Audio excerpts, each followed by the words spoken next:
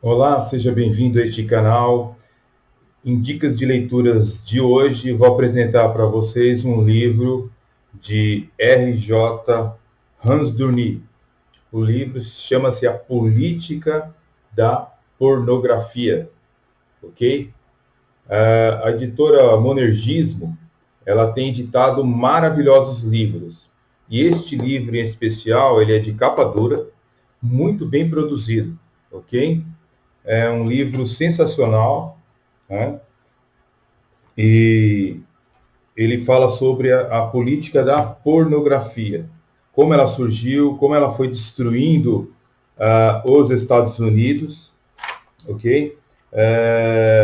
Diz aqui na página 10, né, do livro A Política da Pornografia, que Nicholas Ed Heft, que introduziu a palavra comunista na França, veio ao público com seu romance pornográfico, O Pé de Franchette, de 1769. Seria o nacionalismo revolucionário, em vez do comunismo, que se infiltraria na França a partir de 1790. Certamente veríamos idas e vindas. Durante parte do século XIX, a pornografia foi mantida sob rédeas. Ao longo da era vitoriana, não se aproveitava a pornografia, embora ela ainda fosse escrita. Então, de primeiro momento, a pornografia ela era escrita, né? Através de romances, através de livros, e não através de imagens, ok? Atualmente, após a chamada revolução sexual, há uma disponibilidade abundante de pornografia. A única fronteira que ainda não foi ultrapassada é a da pornografia infantil, embora haja muito disso por aí. Então, no século XXI, essa barreira ela foi rompida, através do qual muitos casos já foram relatados, né, de pedofilia. Né? A Polícia Federal, inclusive aqui em São Paulo, nesse mês de fevereiro de 2020, fez uma mega operação, onde foi pego muitas pessoas, até pessoas com uma certa cultura, professores, envolvidos com essa questão da pornografia. Então, este livro aqui ele é muito pertinente, porque ele fala da destruição da América, né, através, logicamente, o livro. A proposta do livro não é falar sobre o marxismo cultural. Todavia, você percebe a influência da pornografia na América através desta ideologia, ok? O livro, na página 125, fala sobre o experiencialismo, me perdoe.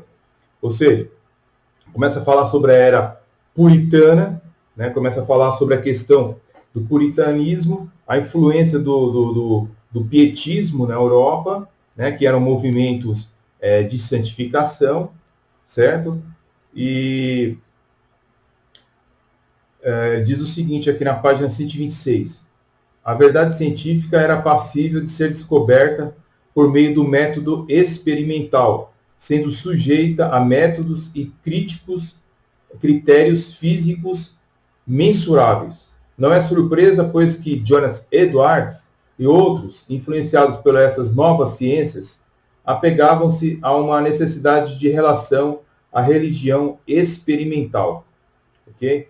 Então começa a falar sobre o envolvimento de Jonathan Edwards com essa nova cosmovisão de mundo, né, da experiência, já que a experiência era enaltecida pela ciência.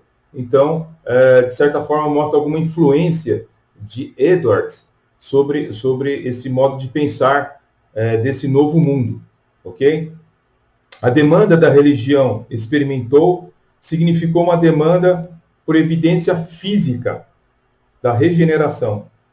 Então, o antigo padrão do puritanismo, uma profissão de fé e uma vida consistente com esta profissão, passou a ser visto como moralismo ou religião cerebral, somente intelectual, em vez de uma religião do coração, que possui o homem por inteiro. Qual foi o resultado disso, então? Desse mundo agora querendo viver experiências. O resultado foi a experiência avivalista. Tombar, rolar, sacudir-se, dançar, latir, cair em transe e comportamentos afins.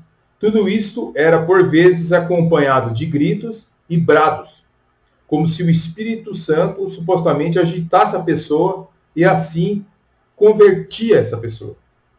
Então, é um livro ele é muito interessante porque ele mostra uma cosmovisão que foi mudando no mundo através da ciência, ok? Muito do que as pessoas chamavam de avivamento, na verdade, eram pessoas querendo ter experiências. Então, na página 126 e 127 diz o seguinte: de acordo com o avivalista Peter Wright, ele diz o seguinte: ver cavaleiros e jovens damas orgulhosos, vestidos com as suas sedas, joias e de alto da cabeça até os pés, frequentemente provocava muitas gargalhadas. Na primeira ou na segunda sacudidela, veria os seus belos gorros, chapéus e pentes voarem, né? E tão súbitos seriam os estremecimentos de sua cabeça que seus longos e soltos cabelos balançariam, quase tão ruidosamente quanto o chicote de um carroceiro. Então relata experiências daqueles cristãos que estavam ali naquele século, né, onde usavam aquelas roupas pomposas e que acabavam passando até por ridículo por aquelas situações. A tradição puritana calvinista cedo rompeu com este experimentalismo. Então uniu-se à teologia arminiana e ao pietismo, que dominaram a vida americana. Posteriormente, a influência da tradição puritana calvinista praticamente decresceu. Então, esse é um dos motivos pelos quais é relatado que a teologia reformada ela foi tendo um declínio, por causa as experiências, tá?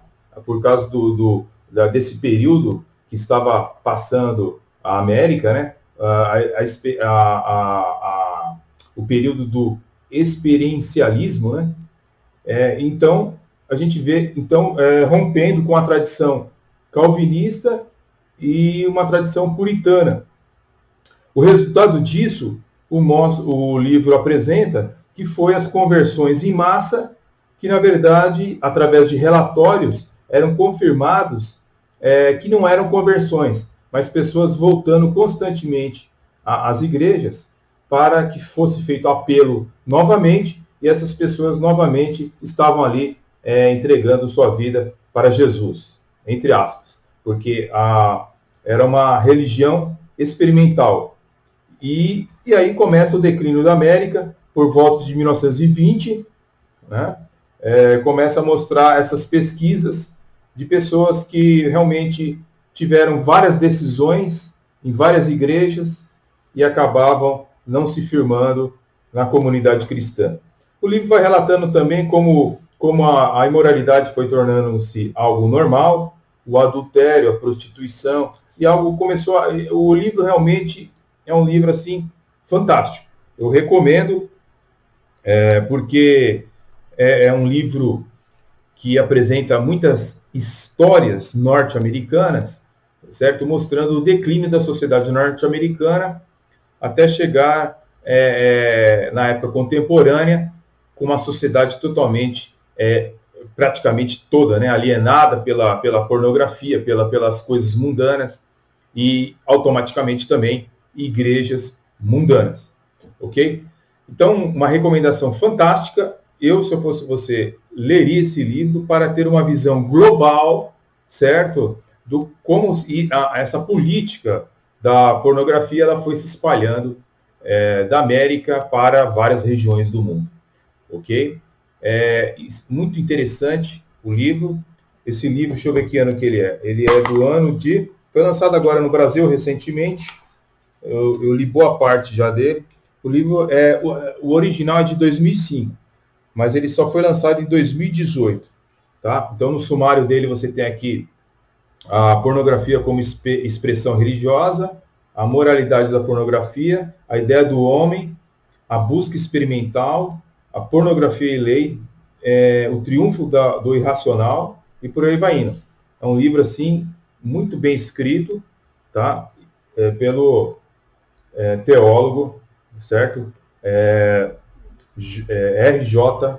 Hansdon, ok? Então, tá aí mais uma dica para vocês. Eu espero que seja útil para a vida espiritual de vocês e trazer um bom conhecimento sobre o assunto, tá bom? Fiquem na paz, Deus abençoe grandemente, até o próximo vídeo.